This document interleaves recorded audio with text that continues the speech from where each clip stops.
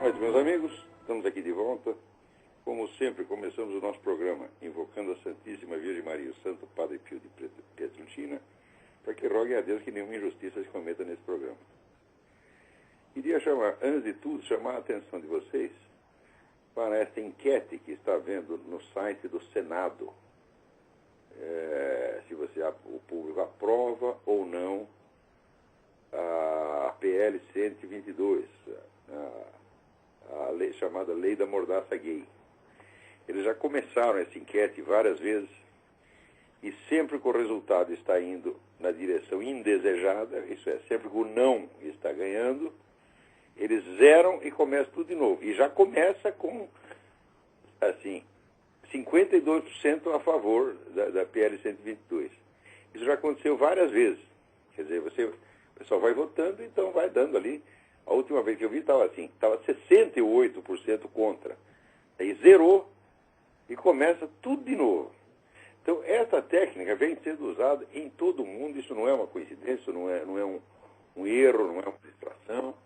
Essa mesma técnica foi usada para aprovar o Tratado de Lisboa, que é, vamos dizer, a Constituição da União Europeia. Eles fazem um plebiscito, daí se o plebiscito não dá o resultado que eles querem, eles zeram tudo e fazem outro, e outro, e outro. Até, por coincidência, dá o resultado que eles querem. Aí para, aí não tem mais outro plebiscito. Eles dizem, olha, meu filho, se você faz 10 votações, né, e um lado ganhou em 9, tá certo? E o outro ganhou em 1, então é evidente que no total, né, o lado vencedor continua o mesmo, mas para eles não é assim. Quer dizer, as eleições não são cumulativas. A eleição seguinte, a votação seguinte anula a anterior. Então é só você repetir um certo número de vezes e vencer pelo cansaço. Quer dizer, olha, votamos aqui o não. Mas não valeu. Votamos o não de novo. Mas não valeu. Votamos o não de novo. Não valeu. Quer saber? Eu vou votar sim para acabar com essa porcaria. É assim que se faz. Quer dizer, é evidente que isso é um crime e é uma fraude. Porém, o crime e a fraude se tornaram os meios normais e usuais de administração planetária, gente. Vocês têm que prestar atenção nisso. Veja, todas essas coisas, essas técnicas foram estudadas com muita antecedência. Quer dizer, como é que você modifica, por exemplo, o resultado de uma eleição? Como é que você faz as pessoas se adaptarem àquilo que elas odeiam?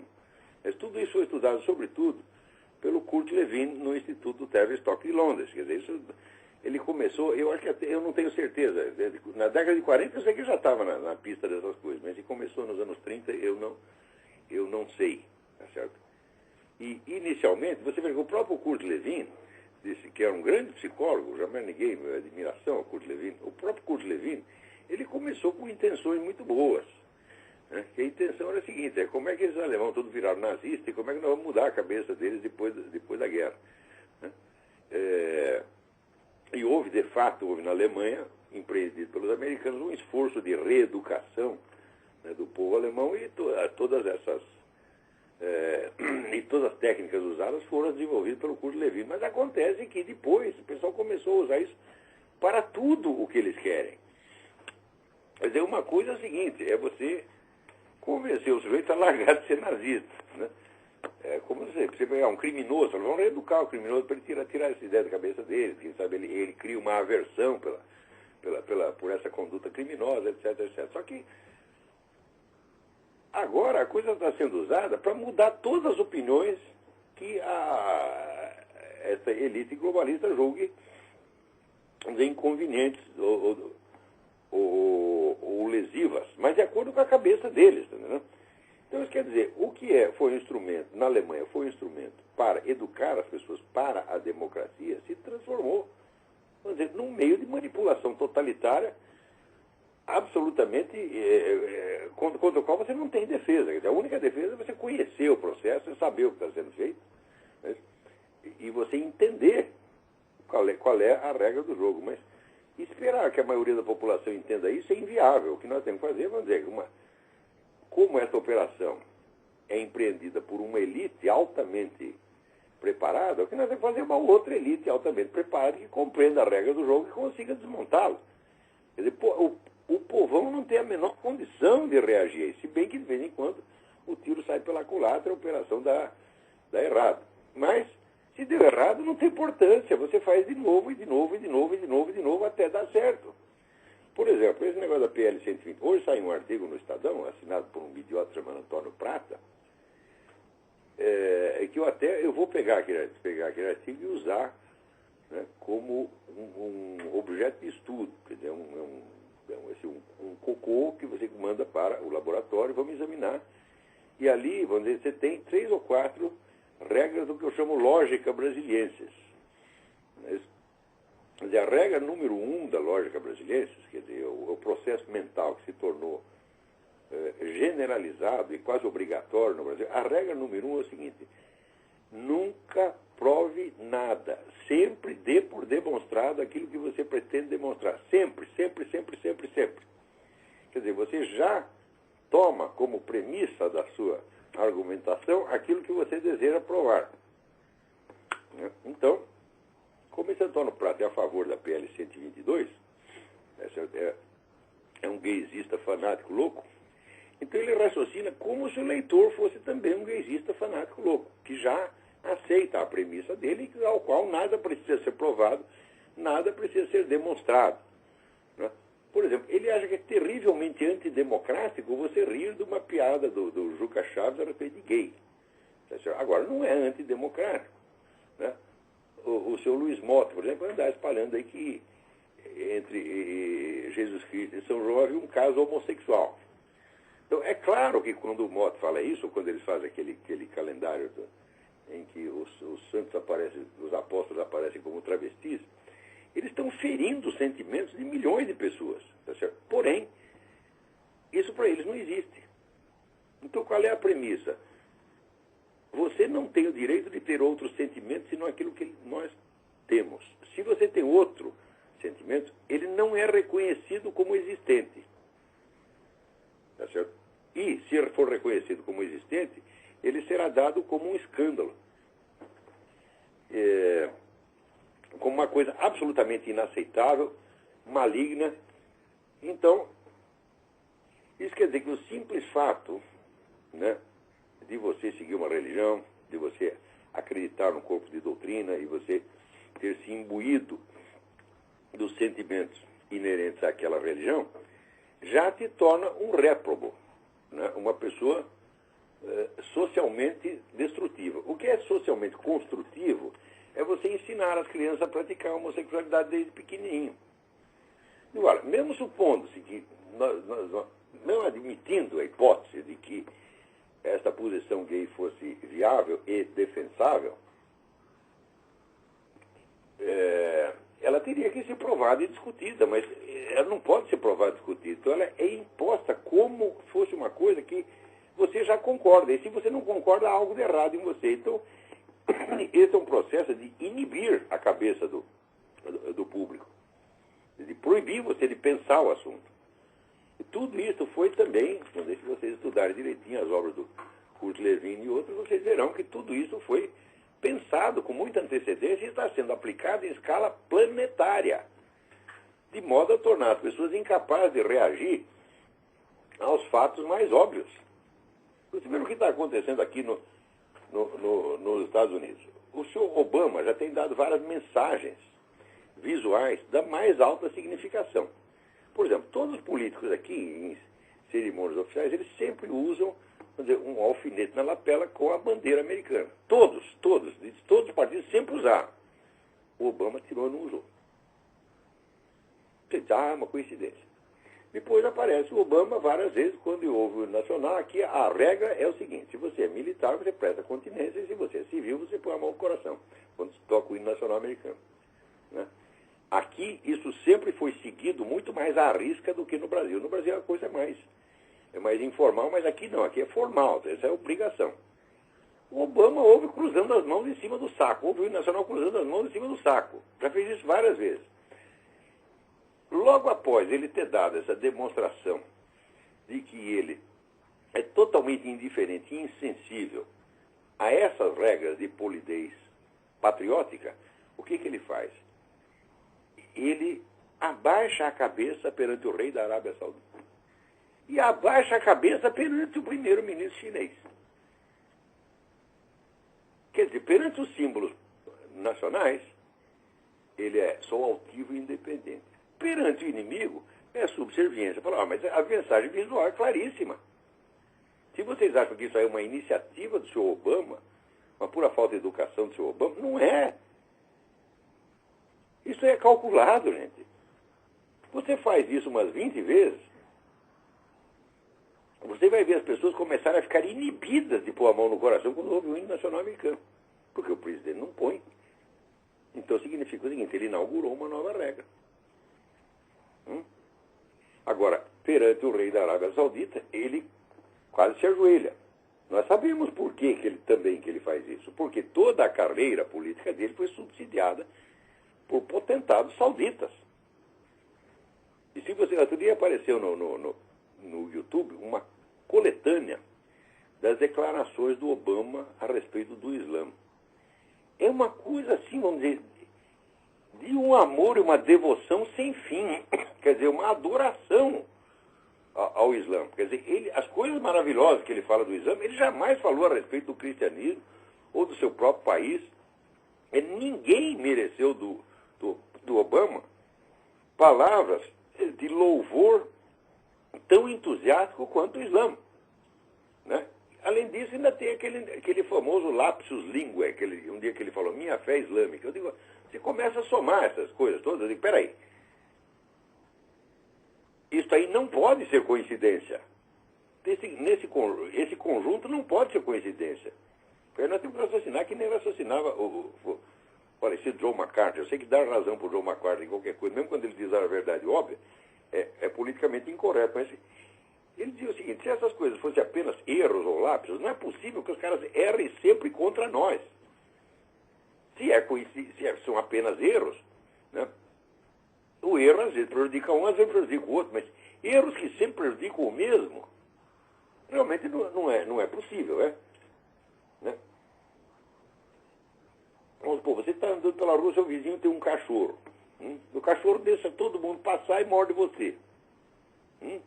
No dia seguinte, também, mesma coisa. Deixa todo mundo passar, fica lá quietinho, abanando o rabo, quando passa você, ele morde você. Ele faz isso umas 20 vezes. E é sempre você. Você vai dizer o quê? Foi um erro do cachorro? Foi equívoco do cachorro? Porque se equivoca sempre contra o mesmo sujeito. Não é possível, entendeu? Então, aí tem coisa. Outra maneira de controle, já não se pode falar mais controle da opinião pública. Controlar a opinião pública é uma coisa. Agora, você controlar atitudes públicas que não passam pelo filtro da opinião, quer dizer, que não chegam a se tornar assunto de pensamento do sujeito. Quer dizer, não é coisa que o sujeito diz, aqui eu tenho uma opinião assim, assim. Não. São atitudes quase espontâneas, quase reflexas. Outro meio de você controlar essas atitudes populares é através do jogo das verbas. Né? Tudo no mundo, qualquer iniciativa humana, precisa de dinheiro. Qualquer coisa que você vai fazer, a não ser que seja uma simples iniciativa pessoal sua, né? Então, claro que você pode sempre tentar usar os meios mais baratos, como eu aqui estou usando o Blog Talk Radio, tá certo? Mas eu não posso dizer que isso não custa nada, custa alguma coisa. Não pago nada para o Blog Talk Radio, mas há há todo um sistema de trabalho embaixo, então custa alguma coisa.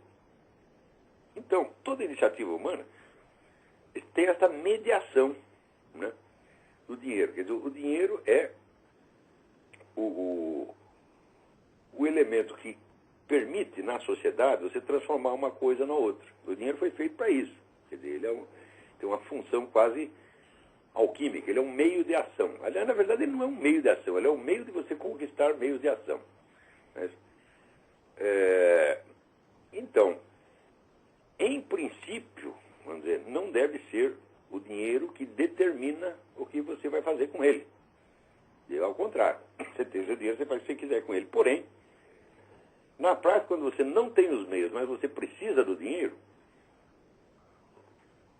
não custa nada o fornecedor do dinheiro dizer, olha, eu te dou o dinheiro, mas você não faz isso que você quer, você faz outra coisa. Para mim sempre foi assim. Sempre que algumas vezes eu inventei projetos de pesquisa e sugeri aqueles projetos, ou projetos educacionais, sugeri esse projeto para entidades públicas, especialmente para empresas privadas, para ONGs, etc, etc. E, invariavelmente, eu acabei desistindo, por quê? A resposta era, nós te damos a verba, contanto que você faça outra coisa. Né? Então, o projeto não é meu, o projeto é seu. Você pega o seu dinheiro com o seu projeto e faz o que você bem entender. Não é isso? Então, por exemplo, já nos começo dos anos 90, de 80 para 90, eu tendo observado a existência daquele viés esquerdista sistemático na grande mídia brasileira, eu criei um projeto de pesquisa. O projeto era muito complicado e ia ter que empregar umas 50 pessoas, então é claro que eu não ia poder fazer aquilo sozinho. Então eu fui para empresas, fui até para as Forças Armadas, fui para o Exército Brasileiro, Biblioteca do Exército. Né? Conto até vocês, apresentei isso vou até dar os nomes aos bois. Fui lá no Coronel Macedo, que é meu amigo, que é da Biblioteca do Exército, e levamos o projeto para o general Leônidas Pires Gonçalves, o qual sentou em cima do projeto e nunca mais se ouviu falar. Note bem, se no começo dos anos 90 você tivesse uma pesquisa científica mostrando, vamos dizer, com todas as provas requeridas, o viés esquerdista da mídia nacional, isso poderia justificar um movimento de empresariado, um movimento de patrocinadores para pressionar os donos de jornais para mudar a atitude. Se acontecesse isso, o Lula jamais teria chegado à presidência da República. O MST não teria crescido do jeito que cresceu, ao ponto de poder fazer todas as violências que faz hoje. O banditismo não teria chegado ao nível que chegou. Porque todo o crescimento do banditismo foi a partir da Constituição de 88. Então, se você pegasse o bicho enquanto ainda está pequenininho e controlável, podia ter acabado com ele. Eu sabia que o instrumento central, da manipulação, da opinião pública brasileira é, evidentemente, a mídia. E o pessoal do Partido Comunista, etc., seguindo a receita do Antônio Gramsci, falou, não, vocês não têm que fazer apenas propaganda política como os partidos usualmente fazem. Você tem que dominar os meios de comunicação. Em princípio, os meios de comunicação são de comunicação, quer dizer, que a comunicação que vai é a comunicação que volta. Quer dizer, na mídia, um diz uma coisa, outro responde outra coisa. Então, a mídia seria, em princípio, o meio. Mídia, quer dizer, né, medium, quer dizer, o meio. Tá certo? Então, por definição, aquilo que está no meio não está num dos lados. Preste bem atenção, quer dizer, o meio de comunicação não é um instrumento político, ele é o lugar onde se dá a disputa política.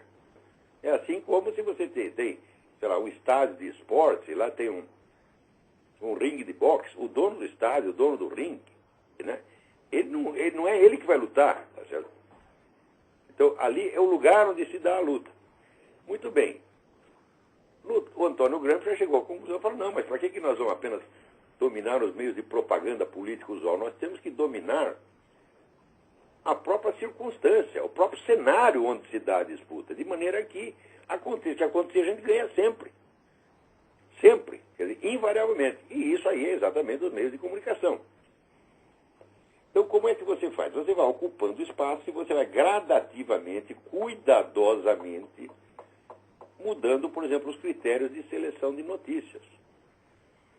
Se você observar, por exemplo, ao longo dos últimos 20 anos, né, se você somar os casos de tortura e morte de prisioneiros políticos em Cuba, né, no Vietnã, na Coreia do Norte, né, na China, é uma grandeza, gente, é uma grandeza, é um genocídio. Então, não é que você vai proibir totalmente. De vez em quando você publica uma coisinha sobre isso. Agora, todo dia você publica alguma coisa sobre os prisioneiros de Guantánamo. Tá certo? E, lá, então a soldada botou a calcinha na cabeça do prisioneiro e o outro deixou o cachorro latir para o prisioneiro. E você chama isso de tortura. E você vai aos poucos. Olha, na China cortaram o pé da mulher que estava tentando, os dois pés de uma velhinha que estava tentando fugir do território. Nos Estados Unidos colocaram a calcinha na cabeça do prisioneiro e o cachorro latiu. E você vai usando sistematicamente a mesma palavra para descrever as duas coisas.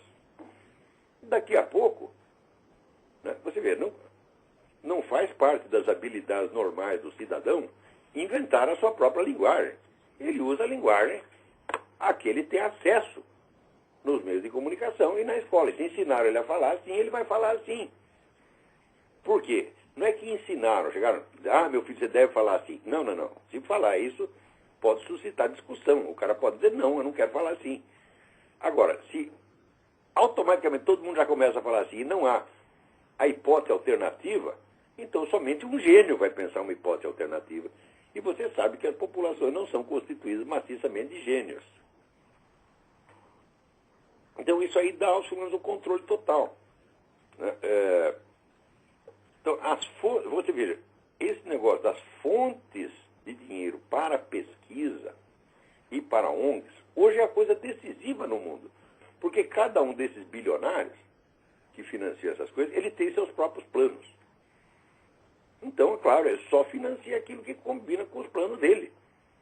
Então, se você tem um projeto de pesquisa e vai lá pedir dinheiro para o Jorge Soros, pode tirar o cavalo da chuva, meu filho. Você vai fazer a pesquisa que o Jorge Soros quiser e com o resultado que ele vai te dar. Senão, não tem verba.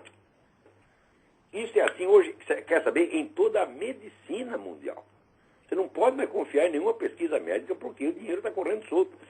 Até a revista Lancet, que é a revista médica britânica, a revista médica de mais alto prestígio no mundo. Né? Você tinha dois lá, você tinha o BJM, o British Journal of Medicine, e a Lancet. Agora você já vê os dois de sacanagem. Então, por exemplo, essas pesquisas sobre fumo passivo, né? O fumo passivo causa não sei o quê. Você sabe como é que são feitas as pesquisas? Eu vou contar para você. Eu digo, é impossível você medir fumo passivo, tá certo? Porque é o seguinte, todo mundo está submetido ao fumo passivo. Então, não tem como você diferenciar quem sofreu o impacto do fumo passivo e quem não sofreu. Então, como é que eles fizeram? Eles reuniram pessoas quaisquer, né? E perguntavam para as pessoas, pegavam pessoas doentes de câncer e perguntavam para elas se elas tinham sofrido o impacto do fumo passivo. E elas, assim, meio de memória, acabavam até exagerando, né? Se o pai do sujeito fumava 20 cigarros por dia, não, meu pai fumava 80. Né? E com isso eles foram somando esses depoimentos e chegaram à conclusão de que o fumo passivo mata. E isso é vendido para vocês como uma coisa verdadeira. Daí esse merda desse Zé Serra, o cara vive disso. De repassar para vocês esse gênero de mentira. E criar essa histeria antitabagista, que é essa loucura, né? E vai dizer, o sujeito puxa um cigarro aqui, esse teste eu já fiz, gente. Quer dizer, eu puxo um cigarro, olha, eu fumo pra caramba, tá certo? Há 40 anos eu fumo no mínimo, dia que eu fumo pouco, eu fumo 2 mais por dia. 40 não, peraí. Eu estou com 62 para 63, quer dizer, são 44 anos. Não, mais. Peraí, 47 anos. A quantidade de cigarro que eu fumei já era para ter matado umas meia dúzia, tá entendendo? Se isso fizesse mal mesmo, tá entendendo? Então, quando o cara chega, passou dos 60, aí ele começa a ter um pigarro e tal, daí a pessoa, tá vendo? Vai morrer. Eu digo, não, meu filho, você vai morrer antes de mim. Né? Então, eu com todo esse exagero, essa pletora, né, esse absurdo de tabagismo que é a minha vida, eu ainda não morri, estou melhor de saúde do que o Zé Serra. Agora eles vão dizer, não, você matou um bocado de gente pelo caminho. Eu digo, eu sei. Por quê? Porque eu puxo um cigarro aqui, o sujeito a 20 metros já começa a tossir. Mas eu digo, peraí, eu não acendi ainda. Daí o cara, é. Então, é assim, quer dizer, você já criou uma reação, uma expectativa, um temor, né? E você já tem toda a resposta automática. Você fala uma coisa, você está sendo pago pela indústria do tabaco. Eu digo, meu filho, os interesses da indústria do tabaco são titica de galinha comparado com os interesses da indústria farmacêutica. A indústria farmacêutica aqui nos Estados Unidos são os Rockefeller. Né?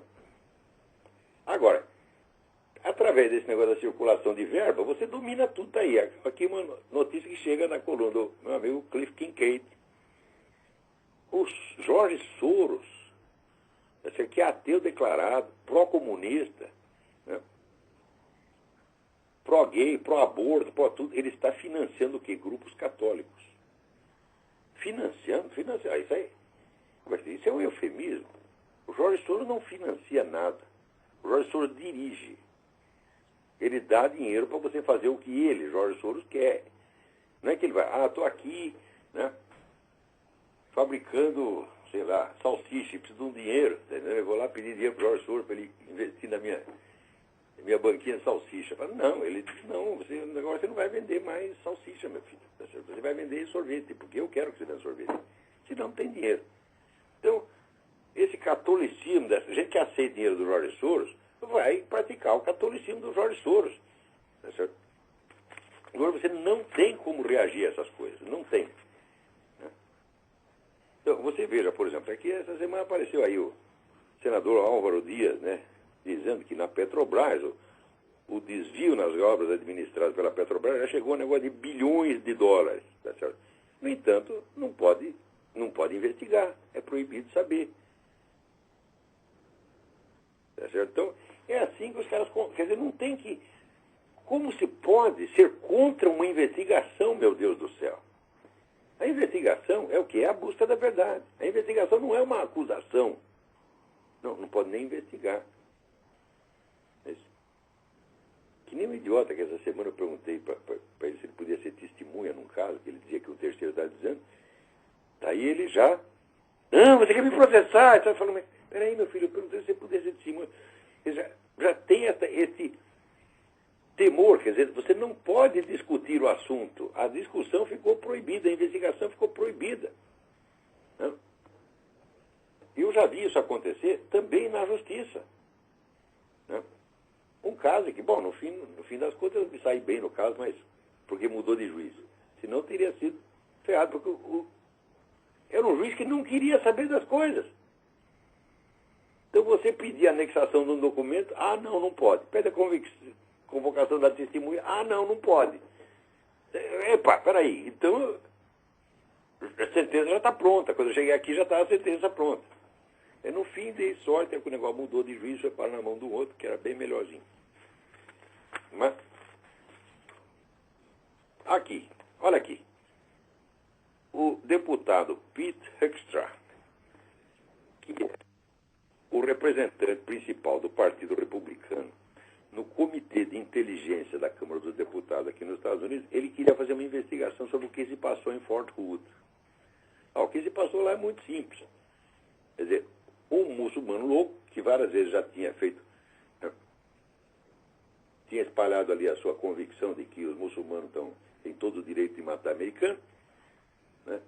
E que, além disso, era o sujeito que frequentava a mesma mesquita do pessoal do atentado do 11 de setembro. O sujeito, de repente, começa a gritar Allahu Akbar e dá tiro num monte de gente. Ele não estava louco, ele foi dando tiro assim metodicamente, fazer a pontaria, pum, pum, pum. E você vê como é as coisas, hein? Outro dia tem um idiota reclamando contra o meu artigo Educando para a Boiolice, porque ele disse que eu estava difamando os mortos da Virginia Tech. Eu falei, não, os mortos estão absolvidos da acusação de boiolice pelo simples fato de que eles morreram. Eu não estou falando dos mortos, estou falando dos vivos. É um lugar que você tem centenas de pessoas, aparece um camarada dando tiro. E ninguém joga uma cadeira nele, ninguém faz nada, todo mundo só pensa em sair correndo. Ele só pensa em se defender e não em atacar. Fala, não, tem alguma coisa errada aí. Né? Você veja, a mentalidade, a imposição da boiolice chegou ao ponto de proibir soldados de andar armados no próprio quartel. Né?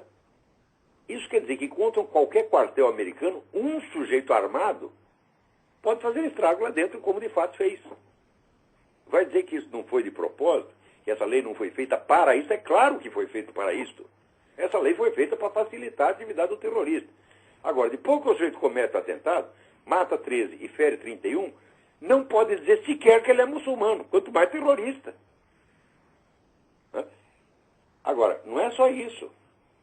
Quer dizer, aqui já o próprio Obama diz, não, isso aí ele fez isso por... Ele estava traumatizado de guerra. Né? Porque o presidente da República tenta ocultar a ligação do sujeito com terrorismo islâmico. Você veja, o mesmo homem que vai lá e se ajoelha na frente do rei da Arábia Saudita e que leva dinheiro do governo da Arábia Saudita, esse mesmo sujeito, quando tem um atentado islâmico, terrorismo islâmico, ele não diz nem que é terrorismo e muito menos que é islâmico. Você vai dizer, isso é coincidência, isso é apenas uma questão de opinião. Fala, mas o que é isso, pô? Está ficando idiota? Só que é o seguinte, não é que você não pode dizer que o negócio é atentado e não pode dizer que é islâmico. Não, você não pode investigar. Esse deputado que está lá na comissão de inteligência, que, portanto, cuja obrigação é investigar, quer dizer, se você elege um deputado, esse deputado é colocado numa comissão para investigar certa coisa, a obrigação dele é investigar, porra. Se o cara é lá o subchefe do comissão de inteligência, fala, bom, o que é inteligência? É informação, contra-informação, é isso que ele tem que ver. Então ele foi lá tentar investigar o que se passou no Fort Hood. A Casa Branca interveio para bloquear qualquer informação, ele não pode receber nenhuma informação. Ele só pode ler o que sai no jornal. O jornal não dá para impedir. O jornal também só está saindo mentira a respeito. Então, não pode investigar. Isso é como a certidão de nascimento do Barack Obama. Você vê que o Lou Dobbs, que era, quer dizer, você tinha o programa mais popular da CNN, a pessoa já não gostava muito dele, porque ele estava fazendo essa campanha contra a imigração ilegal. Ele quer defender o país dele. Aqui já tem 30 milhões de imigrantes ilegais, quer dizer, os imigrantes ilegais já são um país dentro do país, né? E, além disso, eles vêm aqui, eles não vêm aqui para virar americano, não, eles vêm para ocupar o território e dizer que aquele território pertence ao México. É isso que estão fazendo. Esse pessoal do La Raça, seja uma organização chamada La Raça, o que é? Racista sou eu, né? No Brasil, uma revista Raça, aqui tem uma revista, a organização La Raça, que o racista somos nós. Ora, pô, vai lamber sabão. Né? Então, o Lou Dobbs, o pessoal já estava mordido com ele porque ele é contra a imigração ilegal. Você vê, chega um ponto, você defender o seu país se torna proibitivo. Então você tem uma elite que governa o país, que manda. Né? Ela diz, só pode falar contra o nosso país. Se você falar a favor, você é um traidor. Bom, daí o Lou Dobbs levantou lá o problema da certidão do nascimento do Barack Obama. Note bem, ele é um birther, né? Ele é um cara que prega que o Obama nasceu no Quênia. Ele diz não. Ele diz de maneira alguma. Ele sempre disse, eu acredito que o Barack Obama nasceu no Havaí. O que ele não tem direito é de sonegar os documentos. Né? Isso é a coisa mais óbvia do mundo. Já perdeu emprego, gente. Vou botar para fora. Ora, eu acho que a questão, vamos dizer, do nascimento do Barack Obama, eu sempre disse isso, desde o início. O problema não é saber onde ele nasceu. O problema é que na certidão de nascimento dele está escrito alguma coisa que ele tem que esconder de qualquer maneira. E muito provavelmente é a religião. Que ele declara ser cristão, etc. Deve estar lá escrito religião muçulmana. Eu acho que é isso que está lá. Pode ser que esteja um nascimento estrangeiro também. Mas isso não é o ponto. Né? Então, agora, o próprio Barack Obama, ele já reconheceu implicitamente que ele não nasceu nos Estados Unidos. Porque no debate entre ele e o Alan Keyes para o Senado de Illinois, o Alan Keyes reclamou, falou, mas você nem nasceu nos Estados Unidos? Resposta do Obama. E daí, eu não estou concorrendo à presidência, mas apenas ao Senado. Ora, meu Deus do céu. Se ele tivesse nascido mesmo nos Estados Unidos, ele ia responder isso? Ele ia conceder isto ao adversário? Ele ia dizer, não, de maneira alguma, eu sou americano, tanto tão americano quanto você. Ele não disse. Ele disse, ao contrário, que ele, como estrangeiro, tinha direito a estar naquela eleição, porque era eleição para o Senado e não para a presidência. Passa, né? 6 meses o sujeito está lá na presidência. E é proibido levantar o assunto. Quer dizer, esse negócio de controle da opinião pública já passou de todo o limite do tolerável. Agora, o povão cai nessa mesmo, tá entendendo? Agora, quem não pode cair são os intelectuais e estudiosos, vocês não podem aceitar essas coisas. Agora, existe aquele conformismo, uma espécie de conformismo, que não é conformismo. Né? É o conformismo com um fato consumado que ainda não está consumado. É o conformismo prévio. Você já acha, já declara com uma coisa que pode acontecer, é inevitável, que a gente tem que se conformar com ela. Né? Isso também é calculado, quer dizer, você eliminar a possibilidade de uma coisa ser discutida, porque você a dá como inexistente. Né? Ora, aqui nos Estados Unidos, esse negócio do controle da opinião já passou de todo o limite do humanamente aceitável. Ou seja, esse negócio da Fairness Doctrine. A Fairness Doctrine consiste no seguinte: os meios de comunicação básicos são os jornais, a televisão e o rádio. Nos jornais e na televisão, a turma da esquerda tem um monopólio quase total. E no rádio, a vantagem está com os conservadores. Acontece que o rádio é uma concessão pública. Eu não sei porquê. Não é porque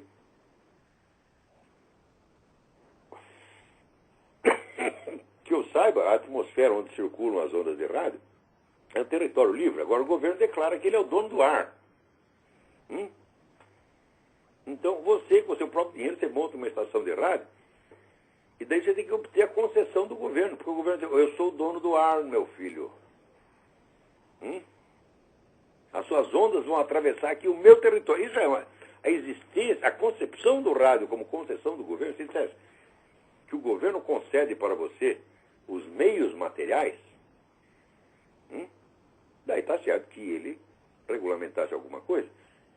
Mas todo investimento é teu. Você monta a estação de rádio com o seu dinheiro. E o sujeito que vai ouvir você, ele comprou o rádio com o seu próprio dinheiro. O governo contribuiu em quê? Eu entrei com o principal, eu entrei com o ar. Então você não pode ter uma estação de rádio sem a minha autorização. Não é nem autorização, é concessão. No Brasil também se usa esse termo. Concessão. Por exemplo, estação de rádio quando você coloca esta ferramenta na mão do governo, você entregou na mão do governo um instrumento de corrupção como jamais existiu. Por exemplo, o político experiente sabe que com concessões de estação de rádio você consegue qualquer coisa. Quando teve um movimento para fazer impeachment do Sarney, né, que o Sarney foi o presidente mais odiado da história do Brasil. Quiseram fazer impeachment. O que ele fez? Reuniu os políticos, distribuiu lá umas 30 estações de rádio, acabou o problema. É que ele não contou esse truque para o Collor, entendeu? Então, aqui eles estão querendo impor o que eles chamam Fairness Doctrine, doutrina da justiça ou da equidade. O que é a equidade? Se você dá a sua opinião, você é obrigado a dar também a opinião contrária. Só que como isso só vale para o rádio. Não vale para a televisão e não vale para os jornais. Então, o que significa isso? A esquerda, com um toque de caneta, o Obama assina essa porcaria, né, ela pega metade do espaço que é dos conservadores. Quer dizer, é claro que isso é uma empulhação, é claro que isso é vigarismo, só que eles não estão contentes de fazer isso no rádio, eles querem adotar isso na internet também. Isso quer dizer que se eu, aqui nesse programa, digo: seu fulano é um filho da puta, né? Independentemente do seu fulano ir para a justiça e pedir direito de resposta, eu já tenho que trazer o seu fulano aqui para ele dizer: não, filho da puta é você.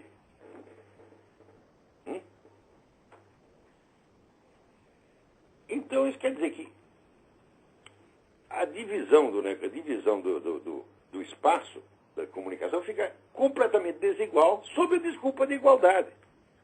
Tem alguém na linha aí? Alô, quem está falando? Alô, Olavo? Eu? Olavo, quem fala é Eduardo de Campinas, tudo bom? Tudo bem, Eduardo. Olavo, eu estava lendo o seu site, olavodecarvalho.org, e eu acho que eu li uma coisa assim, eu não sei se eu li direito, se eu li errado, se eu entendi mal, devo ter entendido mal, porque eu sou meio burrinho. O senhor fala ali que no final do governo Reagan, o Reagan privatizou parte da CIA, e eu não entendi direito o que foi isso. Se você puder jogar uma luz assim rapidinho, eu agradeço. Obrigado. Boa parte do serviço da CIA para empresas de inteligência. Isso foi uma burrada monumental. Quer dizer, porque você vê, sempre que a gente age de maneira doutrinária, seguindo uma doutrina e não a situação concreta, você faz burrada. Se o sujeito botou na cabeça, precisa privatizar tudo, né? Então, sabe, que nós aderimos à economia liberal, então precisa privatizar tudo. Né? Eu digo, ora, meu filho, por exemplo, se você privatiza tudo, você desprivilegia as nações pequenas e pobres em face de empresas multinacionais que sustentam a constituição do governo mundial. Então você aparentemente está liberalizando a economia, mas você está submetendo a nação a um controle estatal muito mais forte do que ela própria pode exercer no seu próprio território. Então você está trabalhando para o inimigo. Então o Reagan, né, no fim do mandato dele, acho que foi nas últimas semanas, ele terceirizou uma parte do serviço de inteligência. Então hoje você tem um monte de empresas, quase todas de propriedade da família Clinton, né, exercendo funções da CIA. Então, quer dizer, você pode usar o próprio aparato de inteligência do país para trabalhar contra ele. O exemplo que eu te dou foi esse famoso plano Colômbia do Clinton, que eu já falei isso 1000 vezes também, mas o pessoal não se toca. O governo Clinton comprometeu-se a ajudar o governo da Colômbia a combater o narcotráfico com a condição de que não tocasse nas organizações políticas, isso é, na Farc. Era a Farc e o outro, como é que chamava esse? Exército de Liberação Nacional, uma porcaria dessa. Resultado, o que aconteceu? Acabou com todos os cartéis. E o monopólio do tráfico de droga passou para a Farc. Você vai dizer que foi por erro? Foi um erro de cálculo. Aqui nos Estados Unidos são pessoas muito educadas. Eles aqui têm a maneira do understatement. Understatement é falar a coisa, né, diminuída, você atenuar o que vai falar, né? Quer dizer, você vê a mãe do sujeito no puteiro, mas você não vai dizer, você é um filho da puta. Diz, não, a conduta da senhora sua mãe é um pouco inconveniente, né? Eles sempre fazem isso, understatement. Então, nesse caso, eles acusam o governo de incompetência. Eu digo, mas isso não é incompetência, isso é competência, tá certo? Na iniciativa contra o país. Isso foi, obviamente, feito para facilitar a vida das Farc. As Farc não eram nada, elas cresceram monumentalmente depois disso. Porque não podia tocar nelas. Então, você só pode entender uma ação quando você vê essa ação no conjunto e você vê também os limites dela, onde ela para. Às vezes, só o ponto onde ela para, só a fronteira onde ela para é que é importante. Então, o Plano Colômbia, ele agiu mais pelo que não fez do que pelo que fez. E obteve o resultado que queria. Agora, hoje, você vê, um terço, gente, do dinheiro que circula na Bolsa de Mercadorias de Nova York é dinheiro do narcotráfico. Quando você fala narcotráfico, em termos da América Latina, você quer dizer Farc. Não há mais outras organizações concorrentes. Não há. As últimas concorrentes que sobravam, no Brasil, tem lá umas quadrilhinhas, foram todas eliminadas. Então o governo, quando prende um desses chefes de quadrilhas menores, ele está vendo, nós combatemos o narcotráfico. Eu digo, você não está fazendo isso, meu filho, você está entregando o mercado para as Farc. Você não está combatendo o narcotráfico, você está combatendo os concorrentes das Farc. Agora,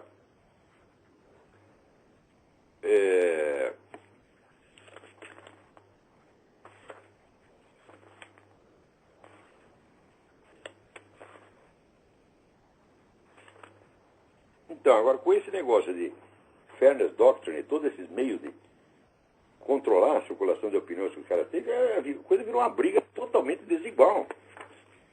Se você pegar, por exemplo, toda a grande mídia dos Estados Unidos, do Brasil, da Europa, ela é 100% gaysista.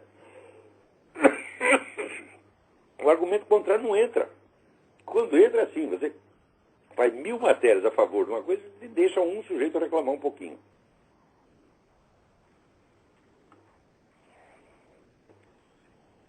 Né? Olha aqui, como é que funciona aqui. Saiu na Folha. O número de milicianos já supera o de traficantes em favelas do Rio. Atenção, as milícias formadas por grupos paramilitares estão cada vez mais presentes nas favelas do Rio e já superam os traficantes de drogas. Segundo a pesquisa feita pelo NUPEV, o Núcleo de Pesquisa de Violência da UERJ. Meu Deus do céu, se as milícias superam em número os traficantes estão perdidos. e o narcotráfico já teria acabado. Hã? Eu sei o que são essas milícias. O povo mesmo se junta e arma determinadas pessoas e paga para eles. Diz, olha, a polícia aqui não nos protege, então você que está aqui, você é nosso vizinho e tal. Você tem uma arma, você tem qualificação, às vezes é um PM aposentado, uma coisa assim. Você vai nos ajudar. Então é assim que se formam essas milícias, minha gente. Para defender a própria população. Agora, o que já está sendo calculado? A extinção dessas milícias. Então, a polícia não te defende, nós não deixamos a polícia entrar no morro. E se você contrata pessoas para te defender, nós tiramos a arma dessa pessoa, senão a matamos. Então já estão preparando a extinção das milícias, porque as milícias estão atrapalhando a atividade das Farc.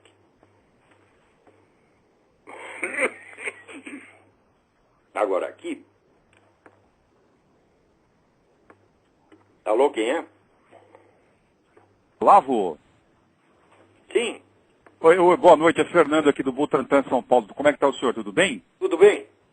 Eu tenho estudado a obra do senhor há algum tempo, professor. Eu queria fazer uma pergunta, que é até uma pergunta até meio tola, que eu acho até que eu já sei a resposta, mas assim, eu tenho que perguntar para o senhor para ouvir o seu comentário.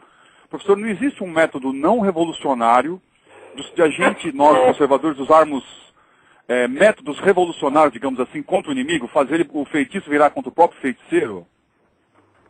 Já pensei nisso. Porque, professor, senão vai ser sempre desigual, vai ser sempre uma luta desigual, vai ser sempre uma luta assimétrica em si, a gente vai sempre perder, não tem... Agora eu fico pensando nessas coisas, mas eu não consigo achar uma saída para isso. Não, o que eu acho que tem sido um erro constante de liberais, conservadores, católicos, etc., é que eles caem no engodo de, quando combatem as posições revolucionárias, eles têm que oferecer uma solução alternativa.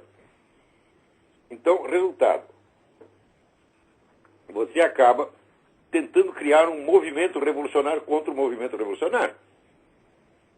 E qual é a origem do fascismo? Não digo do nazismo, que são coisas diferentes, mas o fascismo, na Itália, em Portugal, na Espanha, ele tinha, em grande parte, houve ali uma inspiração conservadora. Só que, bom, nós queremos parar o movimento revolucionário. Então o que nós fazemos? Nós criamos um partido que funciona igualzinho ao movimento revolucionário, só que no conteúdo da ideologia é contra. Isso é loucura, pô.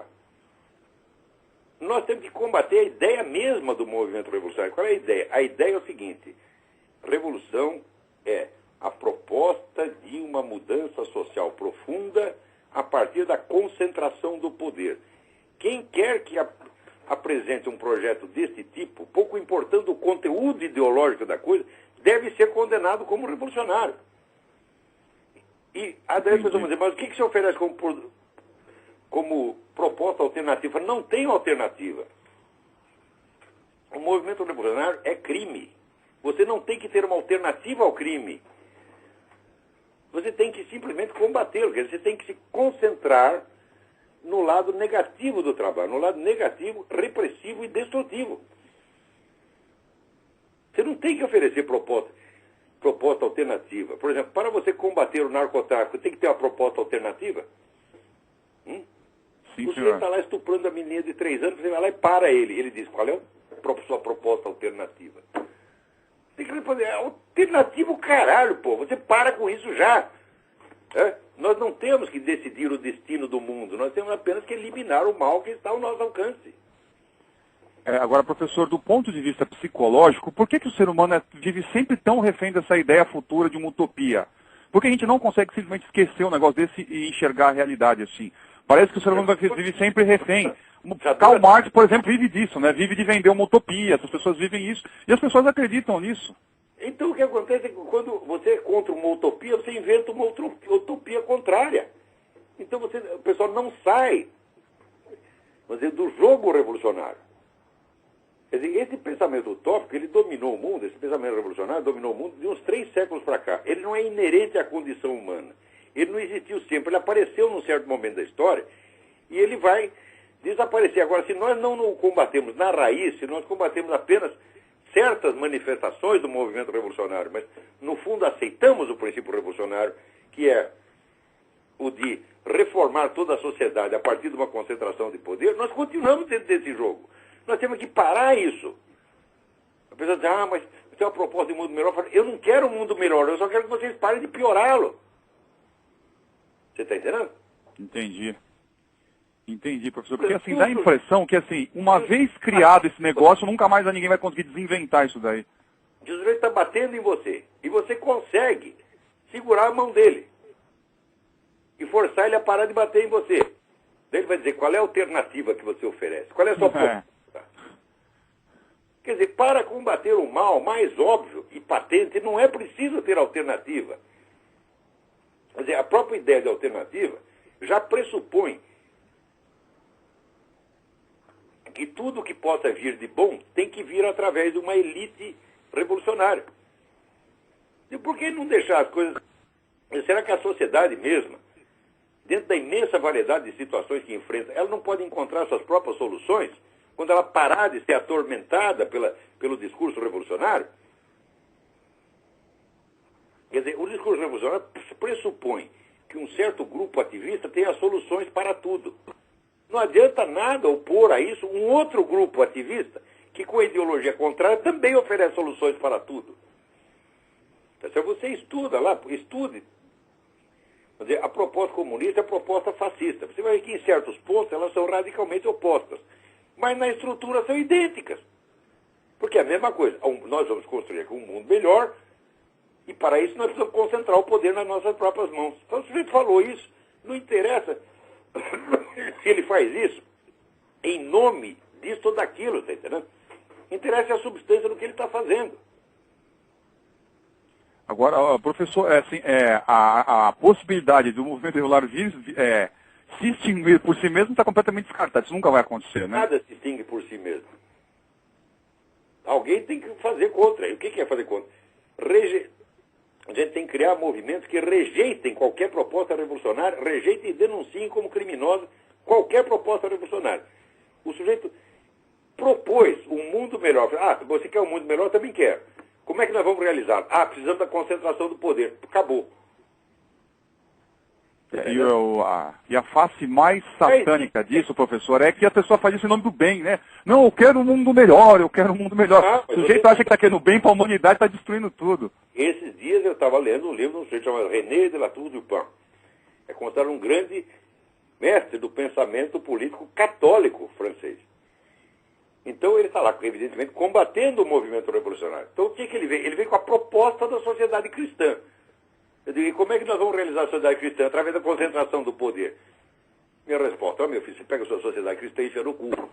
Não tem outra resposta, professor, não tem outra resposta. Coisa. Você é outro revolucionário, você é o Robespierre, você está entendendo? Com a Bíblia debaixo do braço. Talvez, professor, o senhor acha que a mentalidade revolucionária talvez seja o maior desafio que a humanidade já se deparou em toda a sua história, com certeza, né, professor? Sem sombra de dúvida. Foi o maior flagelo que já afetou a humanidade desde o início dos tempos.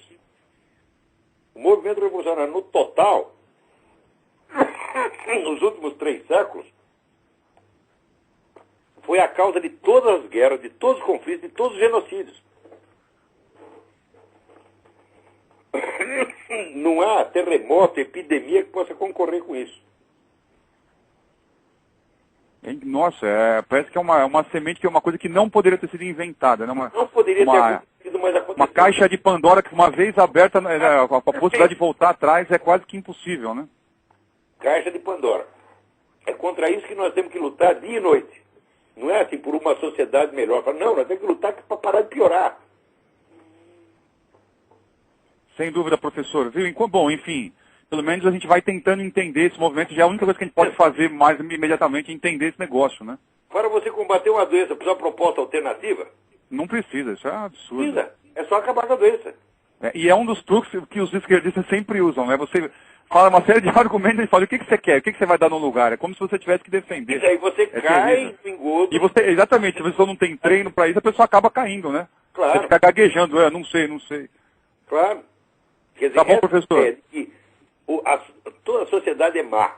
E tudo que existe de bom é somente a proposta de mutação utópica. Essa ideia é estúpida. Quer dizer, excluídos determinados males concretos, nenhuma sociedade é tão ruim assim. É terrível. Tá bom, professor. O regime tsarista. Por que o regime tsarista era mau? Porque o tsar tinha uma ideia revolucionária na cabeça.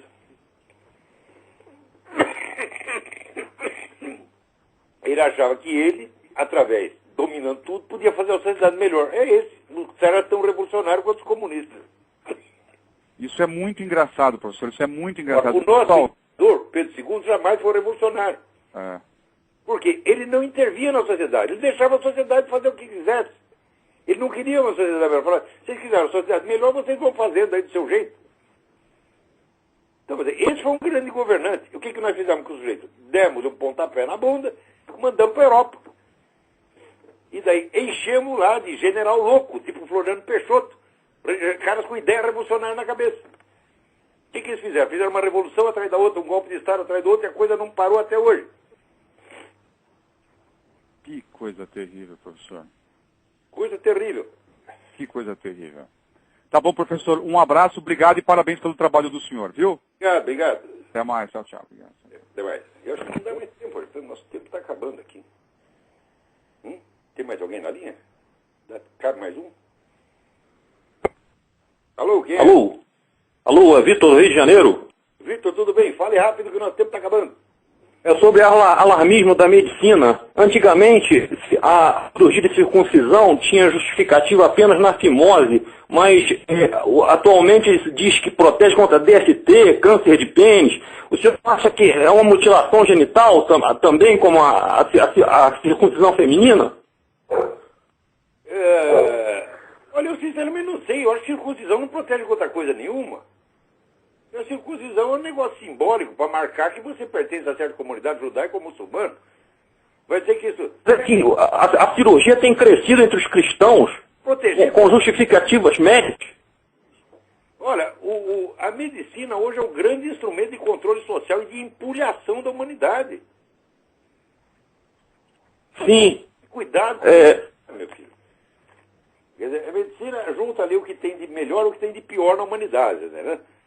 Uhum. Agora, a medicina se torna um instrumento de poder sobre a população, ela se torna inevitavelmente má.